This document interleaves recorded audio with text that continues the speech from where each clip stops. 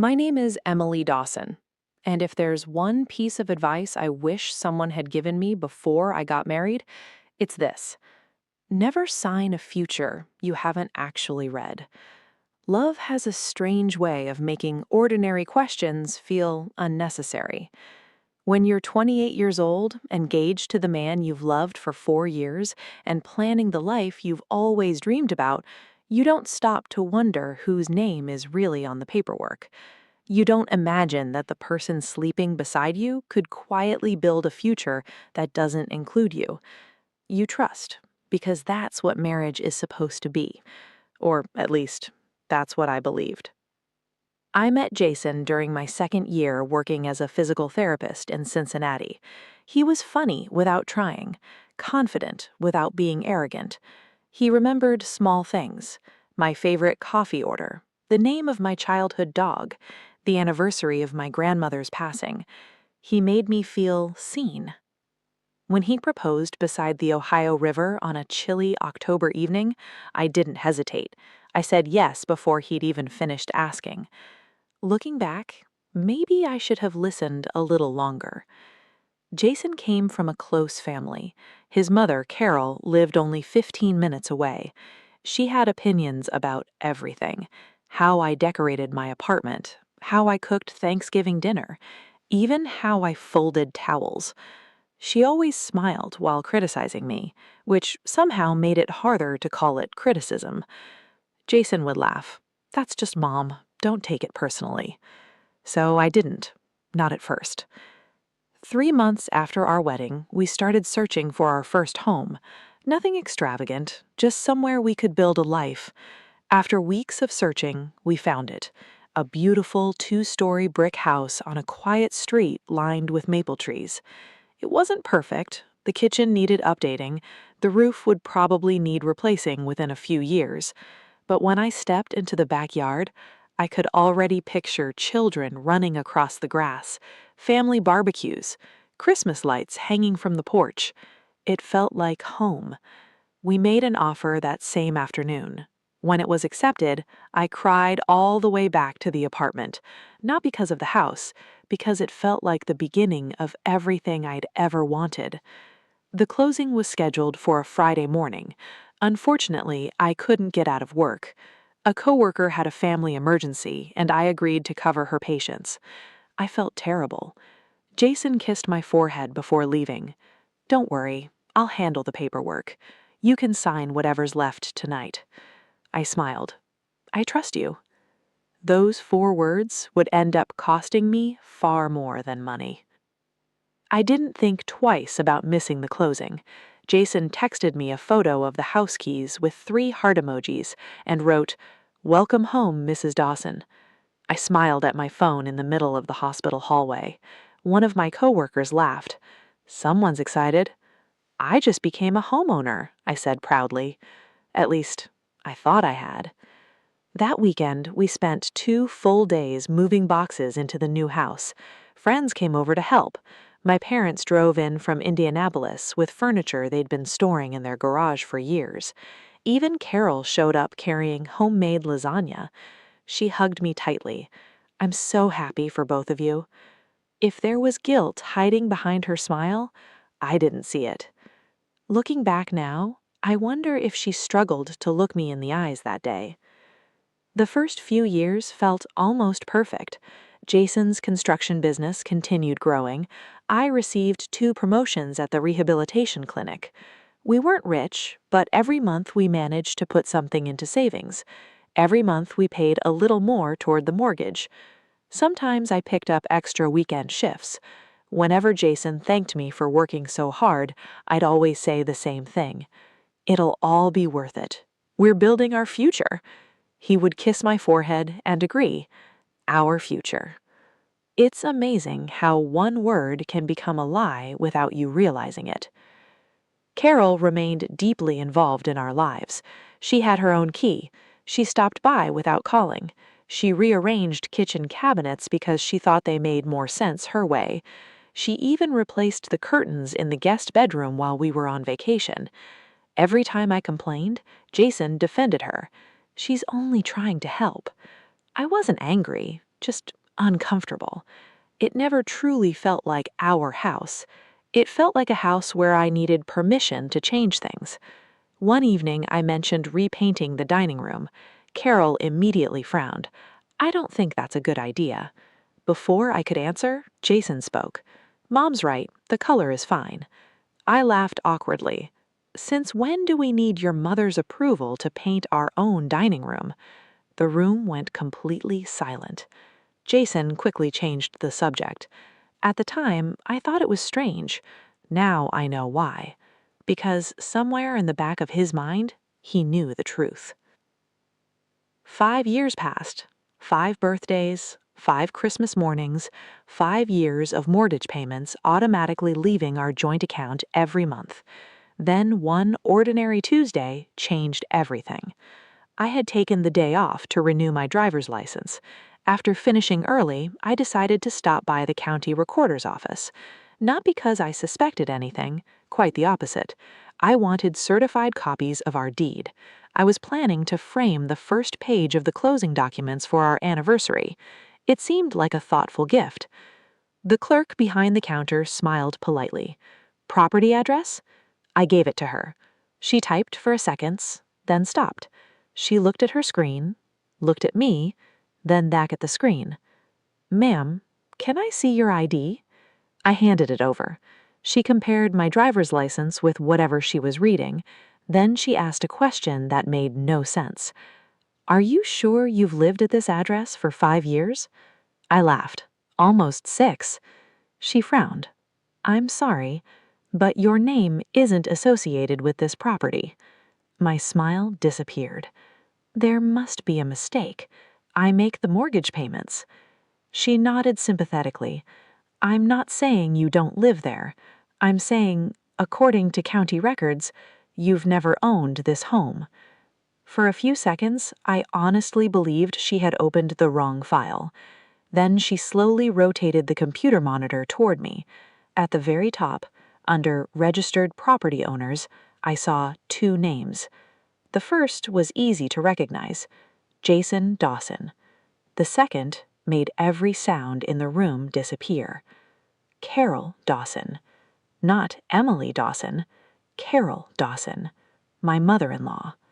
My hands started trembling. I whispered, No, there has to be some mistake. The clerk quietly replied, I wish I could tell you there was. I stared at the screen for what felt like an eternity. Jason Dawson, Carol Dawson. 2 names, 1 house. Neither of them was mine. The clerk gently broke the silence. Would you like a certified copy of the deed? I nodded without realizing it. She printed several pages and slid them across the counter. Everything filed with the county is public record. I thanked her, though I don't remember saying the words. My hands were shaking so badly that I nearly dropped the papers on my way out. I sat in my car for almost 20 minutes, unable to start the engine. My mind kept searching for an explanation that would make everything okay. Maybe there had been a paperwork error. Maybe my name had accidentally been left off during closing and no one noticed. Maybe. Every possibility sounded less believable than the last. Finally, I called Jason. He answered on the second ring. Hey, babe. His cheerful voice made my stomach twist. What are you doing? I'm at work. Why? I went to the county recorder's office today. There was a brief pause. Oh? I asked for a copy of our deed. Another pause, longer this time. What did they tell you? My heart began to pound. You already know. Silence. Jason, why is your mother's name on our house? He took a slow breath. Emily, it's not what you think. I closed my eyes. Whenever someone starts with those words, it usually is. Then tell me what it is. I'd rather explain it at home. No, I want an answer now. He lowered his voice. My mom helped us qualify. What does that mean? The bank was more comfortable if she was listed. I frowned. She gave us the down payment? No. She co-signed the loan? Not exactly. Then what did she do? He didn't answer.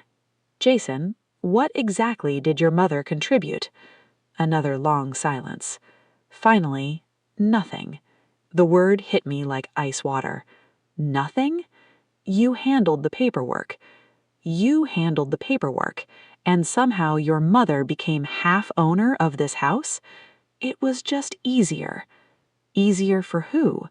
You wouldn't understand. I laughed, not because it was funny, because I couldn't believe what I was hearing. Try me. My mom wanted to make sure the house stayed in the family. I gripped the steering wheel so tightly my knuckles turned white. I am your family. I know. Then why isn't my name on the deed? He didn't answer. Instead, he asked, "When are you coming home?" I'll be there soon. I ended the call before he could say another word. The drive home was only 25 minutes. It felt like 3 hours. Every memory I had inside that house suddenly felt different. The kitchen I remodeled, the living room I painted, the backyard where I'd spent 2 summers planting flowers, the guest room I'd turned into a nursery because we hoped to have children someday. None of it, legally, belonged to me. Jason was waiting in the driveway when I pulled in. He walked toward my car before I even turned off the engine. "Emily." I held up the certified copy of the deed. "When were you planning to tell me?" He rubbed the back of his neck. "I didn't think it mattered." I stared at him. "You didn't think it mattered? We're married. It's our house." "No." I held the papers in front of him. "It isn't. It's yours. And your mother's." His shoulders slumped. "I knew you'd overreact." I felt something inside me snap. Overreact? I've paid half this mortgage for nearly 6 years. I worked overtime. I skipped vacations. I postponed buying a new car. I've spent thousands of dollars renovating a house that legally isn't mine. And you think I'm overreacting?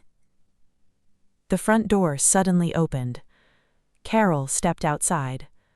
She looked from Jason to me, to the papers in my hand.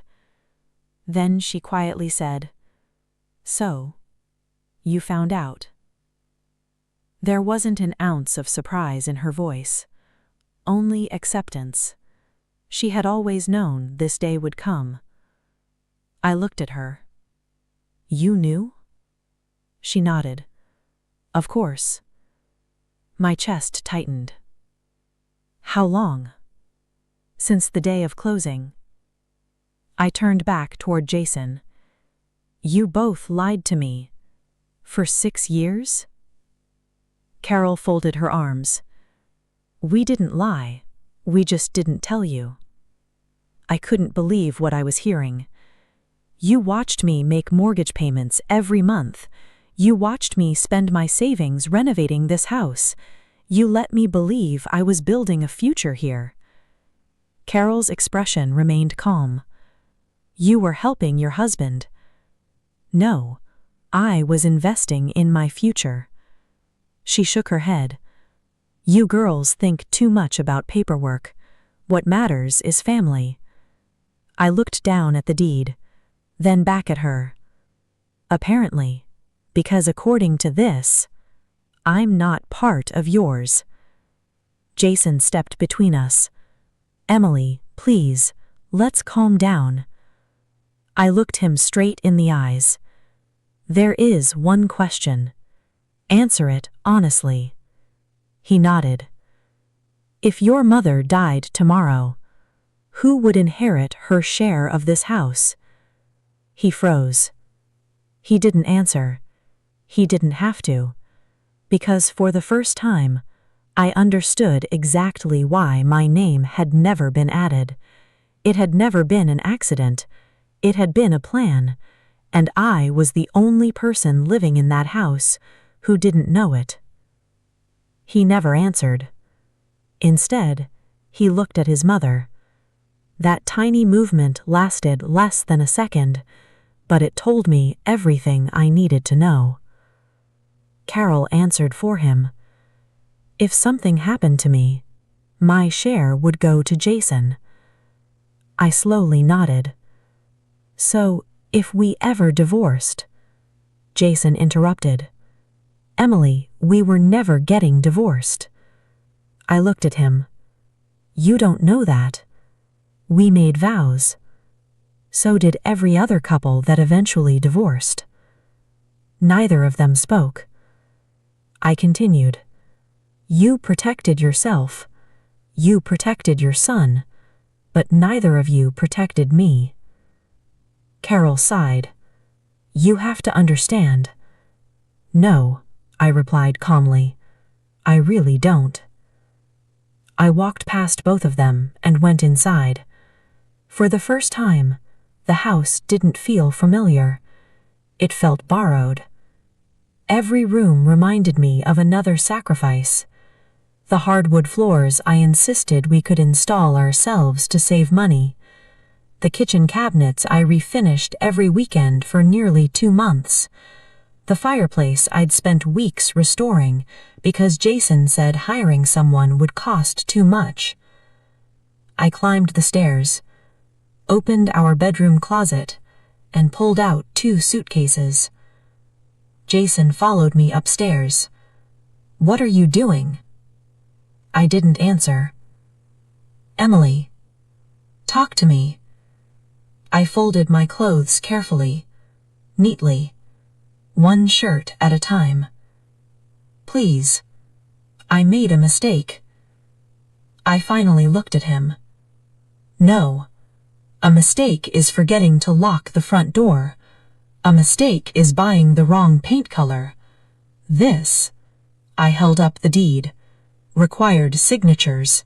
It required conversations. It required planning. It wasn't one mistake. It was 6 years of lies. That night, I moved into my younger sister Olivia's guest room. She opened the door, took one look at my face, and wrapped me in the biggest hug. You don't have to explain tonight. Just come inside. Sometimes, the people who love you most know exactly when silence is kinder than questions. 3 days later, Jason called, then texted, then emailed. Flowers arrived at Olivia's house, then jewelry, then a handwritten letter. Every message said the same thing. Please come home. Home. I hated that word now, because I finally understood something. A house isn't a home just because you sleep there. It's only home if you're safe enough to trust the people inside it. A week later, Jason asked to meet. Against Olivia's advice, I agreed. We met at a small coffee shop halfway between our neighborhoods. He looked exhausted, dark circles under his unshaven, nervous. I've missed you. I nodded politely. What did you want to talk about? He slid a folder across the table. I already talked to Mom. I want to fix this. Inside the folder was a quitclaim deed. I recognized the document immediately. He smiled hopefully. Mom's willing to transfer her half to you. I looked at him for several seconds, then quietly closed the folder. No. His smile disappeared. What? I don't want it. He blinked. I don't understand. I don't want a house. I wanted honesty. You can't transfer that with paperwork. He leaned forward. We can move past this. Can we? Yes. So, answer one question. He nodded immediately. Anything. If I had never gone to the county recorder's office, Would you have ever told me the truth? His mouth opened, then closed. Another long silence. Finally, I don't know. I smiled sadly. I do. 2 months later, I hired an attorney. Not because I wanted revenge, because I wanted answers. My attorney, Rebecca Lawson, specialized in property disputes and marital assets. After reviewing every document, she removed her glasses and looked directly at me. Emily, I have some good news. I hadn't heard those words in weeks. What is it? You've been making mortgage payments from marital income. You've also invested substantial money into improving the property. I frowned. But my name isn't on the deed. That matters. She nodded. But it isn't the only thing that matters. She tapped the stack of financial records. In marriages, ownership isn't always as simple as whose name appears on a document. For the first time since everything fell apart, I felt something I hadn't felt in months. Hope. Rebecca smiled. I can't promise exactly how this ends, but I can promise one thing. They're going to have a very difficult time explaining this to a judge. I walked out of her office feeling lighter than I had in weeks. Not because I knew I would win, because for the first time, someone wasn't asking me to let it go. Someone was finally asking the right questions. And sometimes, that's where justice begins. Rebecca wasn't exaggerating. Over the next several weeks, I handed over everything I had. Bank statements, mortgage payments, receipts from every renovation, invoices for the new roof, kitchen remodeling costs, landscaping expenses, even the receipts for the custom windows Jason and I had installed 2 summers earlier. Rebecca spread everything across the conference table. This is good. I frowned. It is? She smiled. Emily, most people don't keep records like this. My father always told me to save important documents. Then your father unknowingly made my job much easier. She organized everything into neat folders. Your contributions are well documented. I finally asked the question that had been keeping me awake at night. Do you think Jason planned this from the beginning? Rebecca didn't answer immediately. She had probably learned that lawyers should never guess. Instead, she said, I think someone made a conscious decision to leave your name off the deed. Whether that decision happened before closing or during closing, we'll find out. 3 months later, Jason's attorney requested mediation. Rebecca explained it simply. They want to settle before this reaches a courtroom. Why? She smiled. Because courtrooms create public records. They'd rather avoid that. The mediation took place in a downtown office building. Jason sat across from me. Carol sat beside him. For the first time since I'd moved out, neither of them looked confident. A retired judge served as the mediator. He spent several minutes reviewing the documents before looking up. I'd like to ask a simple question. Everyone nodded. He looked at Jason. Why wasn't your wife's name placed on the deed? Jason cleared his throat. It was an oversight. The judge nodded slowly. An oversight that lasted almost 6 years? Jason looked toward his attorney. Carol finally spoke. It wasn't intended to hurt Emily. The judge turned toward her. Mrs. Dawson, did Emily know you were listed as a co-owner? Carol hesitated. No. So she believed she jointly owned the property with her husband. Yes. And during those 6 years, did anyone correct that misunderstanding? Silence. The judge folded his hands. I'll ask again. No. The room became uncomfortably quiet. Rebecca slid a folder across the table. I'd like everyone to review Exhibit 12. Jason's attorney opened it first. His expression immediately changed.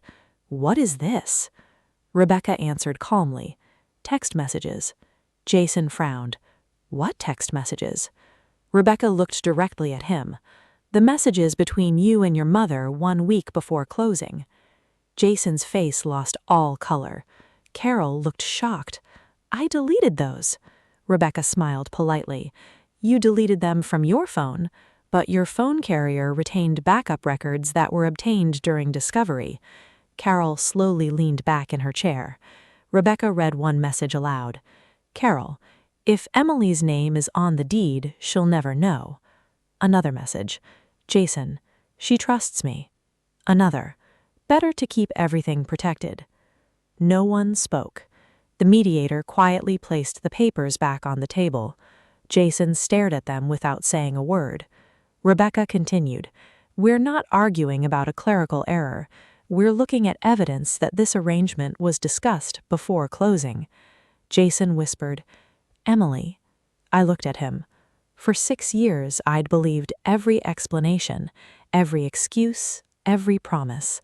Now, there was nothing left to explain. The mediation ended without an agreement. As Rebecca and I walked toward the parking garage, I asked, Is that good or bad?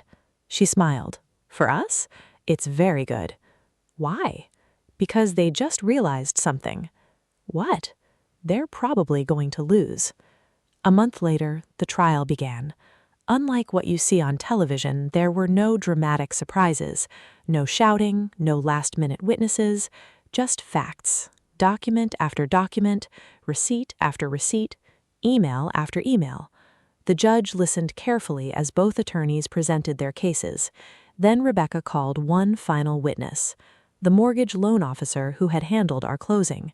He adjusted his glasses before answering her questions. Mr. Harris, did the bank require Emily Dawson's name to be removed from the deed? No. Did the bank require Carol Dawson to become a co-owner? No. Rebecca paused. So whose decision was that?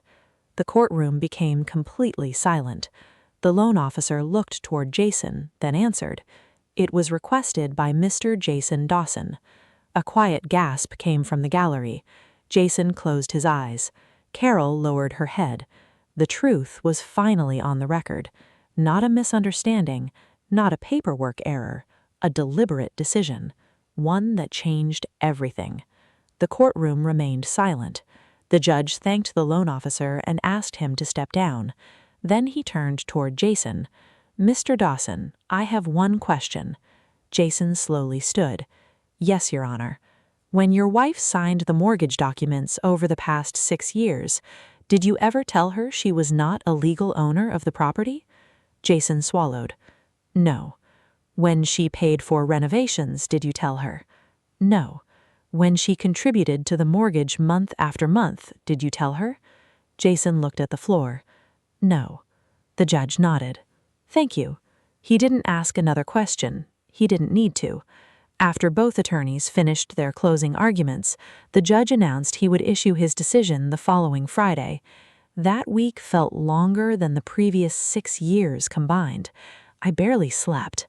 Every time my phone rang, my heart raced. Rebecca kept reminding me, no matter what happens, you stood up for yourself. For the first time, that mattered more than winning. Friday morning arrived. The courtroom wasn't crowded. Just the attorneys, Jason, Carol, a few court staff, and me. The judge entered. Everyone stood. After reviewing his notes for several moments, he finally began speaking. This case is not simply about property ownership. It is about trust inside a marriage. He looked toward Jason. The evidence clearly establishes that Mrs. Dawson reasonably believed she was acquiring ownership of the marital residence. He paused. The evidence also establishes that this belief was intentionally allowed to continue for nearly 6 years. Jason slowly closed his eyes. The judge continued, Marriage creates duties of honesty and fairness. When one spouse intentionally conceals information that directly affects the other's financial interests, the court cannot ignore that conduct. My hands were shaking beneath the table. The court therefore finds that Mrs. Emily Dawson possesses a substantial equitable interest in the property. I looked toward Rebecca. She gave me a small smile. The judge wasn't finished. Furthermore, given the intentional concealment demonstrated through documentary evidence and witness testimony, the court orders the immediate sale of the property. Jason's head snapped upward. Carol whispered, "What?" "The proceeds shall first satisfy the outstanding mortgage. The remaining equity shall then be divided according to the court's allocation." He adjusted his glasses. "Mrs. Emily Dawson shall receive 60%. Mr. Jason Dawson shall receive 40%. The court further orders Mr. Dawson to reimburse Mrs. Dawson for documented renovation expenses not reflected within the current property's valuation." Silence. Complete silence. Then the judge looked directly at Jason. "Trust is difficult to build. It takes only one dishonest decision to destroy it." He struck the gavel. "Court is adjourned." Outside the courthouse, reporters weren't waiting. There were no TV cameras, no dramatic celebration, just a quiet afternoon beneath a clear Ohio sky. Jason caught up with me near the courthouse steps. "Emily." I stopped walking. "I never wanted this." I looked at him. "What exactly didn't you want? The divorce? The lawsuit? Or getting caught?" His shoulders fell. "I loved you. I believe you." "You do?" "Yes, I think you loved me, but love without honesty eventually becomes control, and I refuse to confuse the two ever again." He opened his mouth to respond, then closed it. For the first time since I'd known him, he had nothing to say. 3 months later, the house sold. Watching strangers tour the rooms where I had imagined raising children was harder than I expected. But as I handed the keys to the real estate agent, I realized something. I wasn't giving up my home. I was letting go of a lie.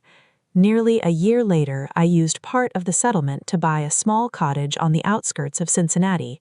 Nothing fancy, just 2 bedrooms, a front porch, a white fence, and one beautiful maple tree in the backyard.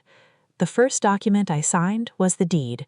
This time, I didn't skim the paperwork. I read every page. When the closing attorney slid the final document toward me, he smiled. "Congratulations, Miss Dawson. This house belongs to you." I smiled back. For the first time in a very long time, those words felt real.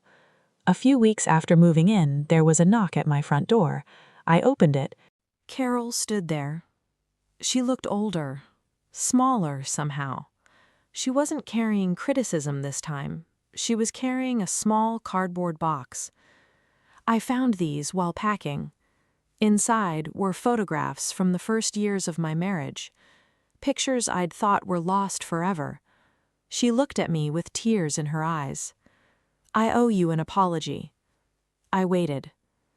I spent so much time trying to protect my son that I never stopped to ask whether I was hurting you. She wiped away a tear. "And in trying to keep everything in the family, I forgot that you already were family." For a long moment, neither of us spoke. Then I accepted the box. "Thank you." She nodded. "I don't expect forgiveness." "I know." She turns to leave. Before she reached her car, I called after her. "Carol." She looked back. "I hope one day you'll spend less time protecting people from the consequences of their choices, and more time helping them make better ones." She smiled through her tears. "I hope so too." People often ask whether I regret leaving that marriage. The answer is simple. I regret trusting someone who didn't deserve it, but I will never regret finding the courage to walk away. Because sometimes the biggest loss isn't the house you leave behind. It's the years you spend believing your worth depends on someone else's honesty. The day I walked out of that front door, I thought I had lost my future. Looking back now, it was the first day I truly owned it. Thank you for listening to Hidden Truth Chronicles. If this story resonated with you, subscribe for more original stories about betrayal, resilience, justice, and the hidden truths that can change a life forever. Until next time, remember, trust is precious, but self-respect is priceless.